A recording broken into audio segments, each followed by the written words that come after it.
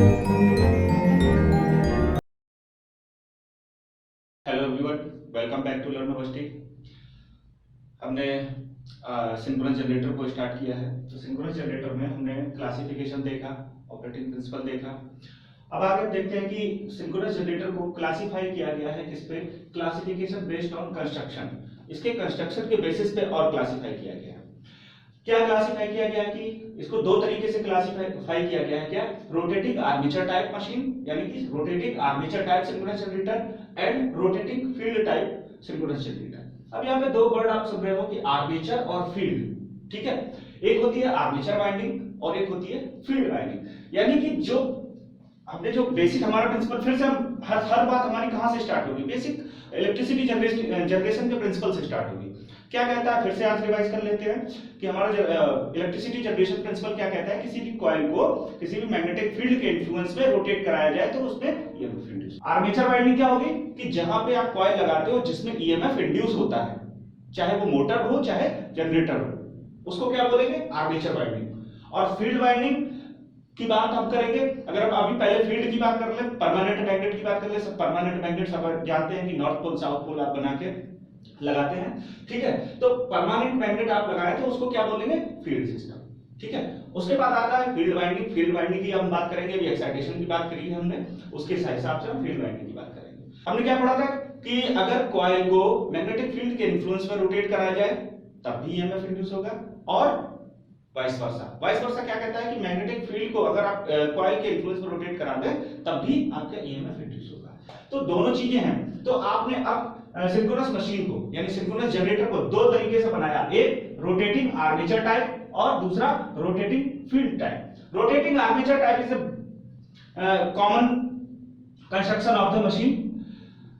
कैसे? आपने DC machine में देखा होगा कि होता क्या है कि कॉइल को रोटेट कराते हैं मैग्नेटिक फील्ड के इन्फ्लुएंस में, या आपने कहीं पे देखा होगा कि घरों में जनरेटर यूज करते हैं हम लोग।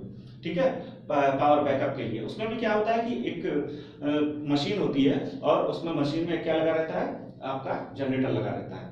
ठीक है, उसमें भी काम क्या होता है कि कॉइल को रोटेट कराते हैं मैग्नेटिक फील्ड के इन्फ्लुएंस में। ठीक है, तो उसी को हम रिलेट करके अब आगे एग्जांपल समझते चले जाएंगे कि क्या किसमें क्या फायदा है।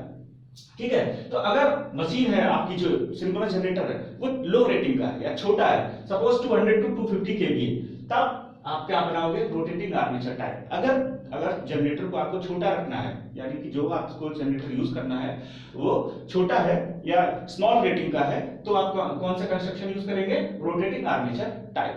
ठीक है, लेकिन अब एक बात सुन लीजिए, समझ लीजिए यहाँ पे बहुत अच्छे से कि सपोज आपने 220 वोल्ट, जो घर का जनरेटर 220 वोल्ट आपको आउटपुट देता है। ठीक है, 220 वोल्ट जब आउटपुट देता है, अगर आपने उसको कभी देखा हो, शेप लगभग इतना बड़ा सा होता है। ठीक है, और आपने अगर उसको कभी उठाने की कोशिश की हो तो बहुत ज्यादा बल्कि होता है।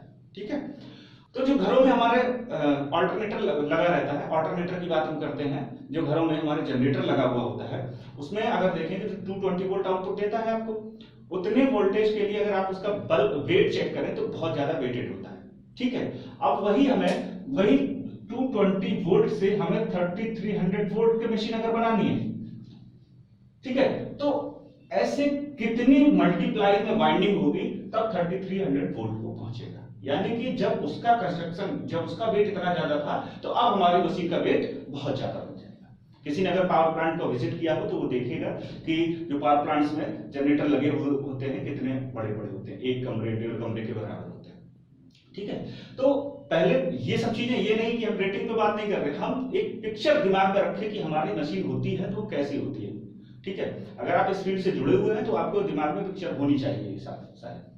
ठीक है, अगर उतनी बल्कि वाइंडिंग को आपको रोटेट करना है, कितने आरपीएम पे? क्योंकि आपने कहा कि इंडिया में सप्लाई कितनी है? 50 हर्ट्ज की है। अभी हम बताएंगे 50 हर्ट्ज कैसे आप 50 हर्ट्ज की सप्लाई कैसे लाते हैं। ठीक है, तो उसके लिए हमें कॉन्सेप्ट है 3000 आरपीएम पे रोटेट करना है मिनिमम। कितनी मशीन? 2 pole machine. हाँ, अब जब पोल की बात करें तो एक बेसिक सा कॉन्सेप्ट आप याद रखिएगा, बहुत लोग भूल जाते हैं, इंजीनियरिंग में काफी बच्चे भूल जाते हैं।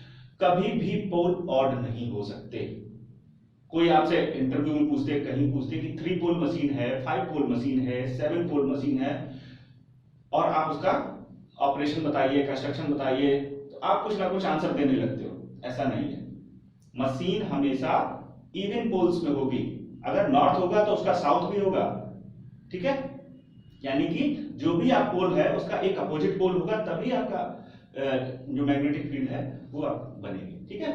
तो पहला क्या एक यहां से मिलता है कि कभी भी कोई भी आपसे बोलता है, अगर कोई ऑड पोल मशीन की बात करता है, चाहे वो सिंक्रोनस हो, चाहे वो इंडक्शन हो, चाहे वो डीसी हो, या कोई भी मशीन हो, ऑड पोल नहीं हो सकते, हमेशा इवन पोल्स होंगे, 2 4 6 8 10 12 जो भी हो, ठीक है, इवन पोल ही होंगे। तो अब समझ लीजिए कि उतने, अगर हमने ये कहा कि 2 पोल मशीन है हमारी, तो ये कितने पे रोटेट करेगी? अगर ठीक है, आप पता कर लो, हमने एक फार्मूला पढ़ा होगा, N = 120 F/P। अगर हमें यहाँ पे फ्रीक्वेंसी कैलकुलेट करनी है तो क्या बन जाएगा? NP/120, ठीक है, NP/120, ठीक। अगर हमें 3000 आरपीएम का रोटेशन है हमारे पास, इनटू 2 पोल मशीन है, इनटू 120, ठीक है, तो कितना बना? 60।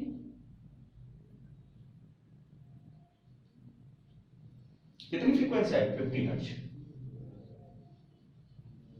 तो इसको आप कैसे रोटेट करोगे? तब 50 हर्ट्ज आपको मशीन मिलेगी, यानी कि 2 पोल के जनरेटर को 3000 आरपीएम पर रोटेट करेंगे तब हमारी फ्रीक्वेंसी कितनी आएगी? 50 हर्ट्ज फ्रीक्वेंसी आएगी, ठीक है। तो इस 50 हर्ट्ज की फ्रीक्वेंसी को पाने के लिए हमने, जो हमारी एक बल्कि मशीन थी, यानी बहुत बड़ी कॉइल थी, उसको हमने 3000 आरपीएम पर रोटेट करा दिया। जब 3000 आरपीएम पे आप उसको रोटेट कराओगे, और उस पे आपने क्या कर रखा है कि कॉइल लगा रखी। कॉइल कैसे होती है कि एक वायर को नंबर ऑफ टाइम्स रैप किया जाता है, ठीक है, टर्न बोलते हैं, कितने टर्न लगे हैं, कितने नहीं लगे हैं।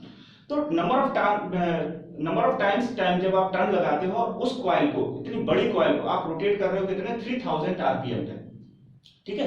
3000 आरपीएम पर रोटेट करोगे तो आपने एक फिजिक्स में पढ़ा होगा सेंट्रीफ्यूगल फोर्स, ठीक है।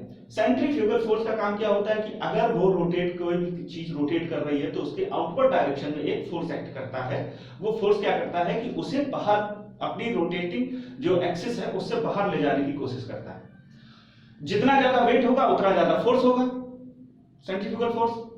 तो यहाँ पे अगर 220 वोल्ट का मशीन था तो उस पे सेंट्रीफ्यूगल फोर्स की जो क्वांटिटी होगी उससे, जब आप 3300 वोल्ट की मशीन बनाओगे, उससे बहुत ज्यादा मल्टीप्लिकेशन में वो फोर्स एक्ट कर रहा होगा। और वो फोर्स क्या करेगा? उस मशीन को, कॉइल को ब्रेक करने की कोशिश करेगा। और इस काम में अगर कोई कॉइल हमारी लूजली कनेक्टेड है, या जिसको हमने ध्यान नहीं दे पाया, लूज कनेक्ट रह गई, या इंसुलेशन सही नहीं हुआ, या हमने उसको रिजिड नहीं बनाया, तो वो क्या करेगी? वो ब्रेक हो सकती है। और अगर हमने सब कुछ सही भी किया था तो एक टाइम के बाद उसमें सेंट्रीफ्यूगल फोर्स लगते वो क्या होगा कि वो अपने आप ढीली पड़ने लगेगी, ठीक है। तो काम क्या होगा कि वो वाइंडिंग ब्रेक हो सकती है। इतनी बल्कि वाइंडिंग अगर ब्रेक हो गई तो आपका ऑल्टरनेटर क्या है? वो रुक जाएगा, ठीक है। ऑल्टरनेटर रुक गया तो क्या होगा? आपका जो आउटपुट था वो बंद हो जाएगा और आप पावर सप्लाई बंद हो जाएगी, ठीक है। तो उससे बचने के लिए आपने क्या किया कि इस मशीन को बनाने के लिए आपको कॉइल रोटेट करने की जरूरत नहीं थी, क्योंकि आपके पास दूसरा प्रिंसिपल है कि आप कॉइल को स्टेशनरी रख सकते हैं। तो आपने क्या किया कि पहले में देखिए, आप यहाँ पे फील्ड वाइंडिंग जो थी आपकी, वो स्टेशनरी थी। स्टेशनरी और रोटेटिंग, स्टेशनरी मशीन में 2 पार्ट होते हैं, एक स्टेशनरी पार्ट होता है, एक रोटेटिंग पार्ट होता है। जो पार्ट रुका हुआ है दैट इज स्टेशनरी पार्ट, और जो रोटेट कर रहा है दैट इज रोटेटिंग पार्ट, ठीक है। तो जो आपका पहला कंस्ट्रक्शन था रोटेटिंग आर्मेचर टाइप, उसमें आप क्या करते थे कि आर्मेचर यानी कॉइल को रोटेट कर देते थे और फील्ड को स्टेशनरी कर देते थे।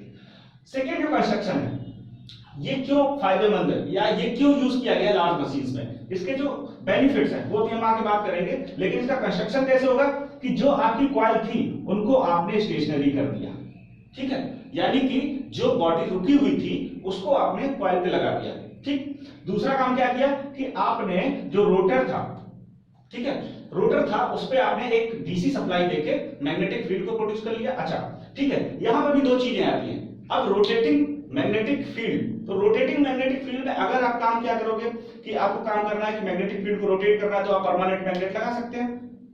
परमानेंट मैग्नेट आपने लगाया तो इस कॉइल को, इसने ईएमएफ को इंड्यूस करने के लिए मैग्नेटिक फील्ड की क्वांटिटी भी ज्यादा होगी।